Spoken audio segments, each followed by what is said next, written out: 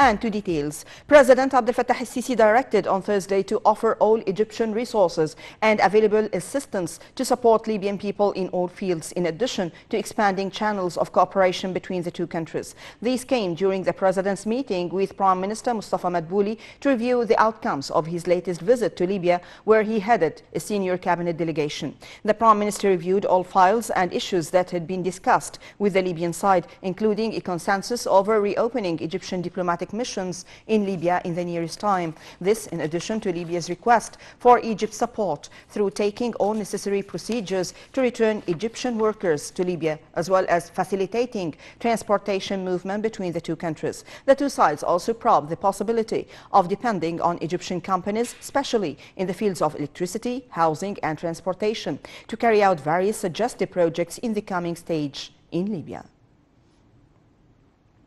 President Abdel Fattah el-Sisi instructed on Thursday to enhance the Micro, Small and Medium Enterprises Authority to spread the culture of entrepreneurship, innovation and invention among youth and citizens, as well as offering new work opportunities. During his meeting with Prime Minister Mustafa Madbouli and Minister of Trade and Industry Naveen Gama, the President said that such target would help implementing ambitious initiatives that aimed at promoting this vital sector. The head of state directed to formulate a comprehensive planning to develop the industrial sector at the state's level, in addition to establishing new industrial entities. He also instructed to encourage local industries with the aim of decreasing production costs and increasing marketing and diversifying economic competition, as well as offering more job opportunities. The meeting tackled plans of the sector to support the economy and different national initiatives, as well as ongoing efforts to activate the micro, small and medium enterprises.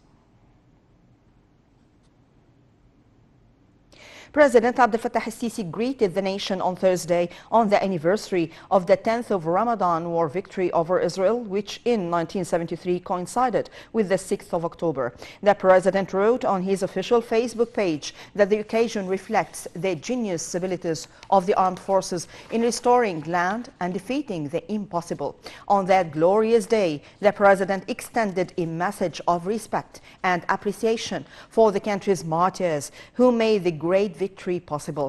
The head of state said they set an example for determination to preserve the country's dignity and readiness to always sacrifice life for the country.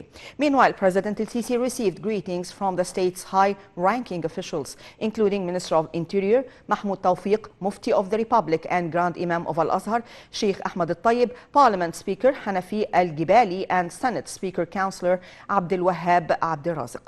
They hailed the people's unity that led to the victory and reiterated that the Glory Day was an epic battle fought by our courageous military heroes. Marking the anniversary of the 10th of Ramadan war victory, First Lady Intisar el-Sisi said that the victory was an epic of patriotism. On her Facebook official page, she added that the Egyptian people and armed forces set an example of heroism and sacrifice to restore the land and Egyptian dignity. The First Lady saluted the martyrs, saying that this day is an immortal memory and an evidence for superiority of the armed forces and their unbreakable determination. The 10th of Ramadan victory embodies the ability of the Egyptians to crush the impossible by wise planning and courageous implementation. The anniversary of the 10th of Ramadan victory is one of the greatest days in the Egyptian modern history that was created by the military, and its memory will always be remembered. Details. Egypt marks on Thursday the anniversary of glorious victory of 6th of October war against Israel. The Egyptian armed forces have become a model example to be followed by in arts of wars. The brave Egyptian soldiers sacrificed their lives for the sake of the homeland to regain their land, rights and dignity. The 6th of October war has become a lesson to be taught in all current military institutions. The October War resulted in a number of positive changes on both the Arab and regional arenas. For instance, made a change in the military standards and strategies worldwide. The Egyptian and Arab fighters restored back their confidence in themselves, leaders and their just issue. We established the cooperation among all Arab countries that made the Arab world an international power. On the 6th of October 1973, Israel was surprised by a well-coordinated Egyptian-Syrian military attack that shocked the Israeli society and political system to the core. The Egyptian forces crossed the Suez Canal to push Israelis out of the Sinai Peninsula, with concurrent attacks by Syrian Golan Heights occupied by Israel since 1967. The war took Israeli forces by surprise by timing the attack to take place in Yom Kippur, the Jewish Day of Atonement and the holiest day in the Jewish calendar, and during the holy month of Ramadan continued until October 26, 1973. The timing of the war left little time to mobilize reserves, which the Israeli army relies on heavily. No war left the Israeli society more traumatized and in search of leadership and guidance than this war. Backed by the Air Force, Egypt made spectacular advances into the territory, leaving Israel traumatized by the experience of having been taken by surprise and overwhelmed by military action. On the Golan Heights, approximately 180 Israeli tanks were attacked by 1,400 Syrian tanks, and along the Suez Canal, 500 Israeli defenders were attacked by 80,000 Egyptians on the first hours of that day.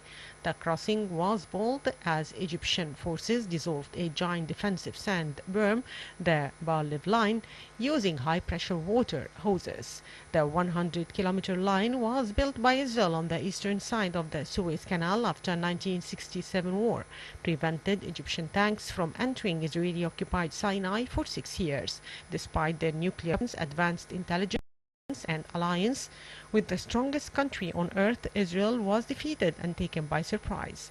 The Arabs fought united and bravely during the October War. At least 9 Arab states actively aided the Egyptian-Syrian war efforts. Foreign Minister Sameh Shoukry arrived in Tunisia on Thursday, wrapping up his 6-nation African tour, carrying a message from President Abdel Fattah al-Sisi. Shoukry was welcomed in Tunis by his Tunisian counterpart Othman El-Grindi, and they are expected to hold talks on means of enhancing bilateral ties, as well as the late developments in the file of the Ethiopian dam. Earlier on his African tour, the top diplomat delivered a message to Senegalese President Macky Sall on behalf of President El-Sisi, which detailed the latest developments regarding Addis Ababa's disputed Renaissance Dam and Egypt's stance from the issue. Foreign Ministry spokesman Ambassador Ahmad Hafiz said that Shoukry presented to Senegal's leader the outcome of the last round of talks over Ethiopia's dam that took place in Kinshasa. The top diplomat reiterated that Egypt had been supporting a serious diplomatic path that would lead to a legally binding agreement on the filling and operation of the dam that retained the rights and interests of Egypt, Sudan and Ethiopia. Shoukry went on to stress that Cairo was looking forward to working with various partners to solve the issue without undermining the stability and security of the region. Egypt announced on Thursday that it would produce 40 million doses of the Russian vaccine Sputnik V to combat the COVID-19 pandemic. Britain's medicines regulator on Thursday said there had been 168 major blood clots following a dose of AstraZeneca's COVID-19 vaccine. The details. Egyptian firm Mina Pharm said that it will produce 40 million doses of the Russian vaccine Sputnik V to combat the COVID-19 pandemic, the first partnership for the production of Sputnik V in the Middle East and North Africa. Mina Pharm made the announcement in a joint statement with the Russian Direct Investment Fund, adding that the rollout of the vaccine intended for the global distribution was expected later this year. Egypt said this month it was preparing to produce 80 million doses of the Chinese Sinovac vaccine through the state firm Vaxera. Cairo is also in the final stages of agreeing to purchase 20 million doses of China's Sinopharm vaccine, according to the Health Ministry, with a shipment of 500,000 shots expected this month. Meanwhile, Britain's medicines regulator on Thursday said there had been 168 major blood clots following a dose of the AstraZeneca COVID-19 vaccine, a rate of 7.9 clots per million doses, a jump in incidence from the previous week's figure. This was up from the 100 cases reported last week, when the overall case incidence was 4.9 per million doses.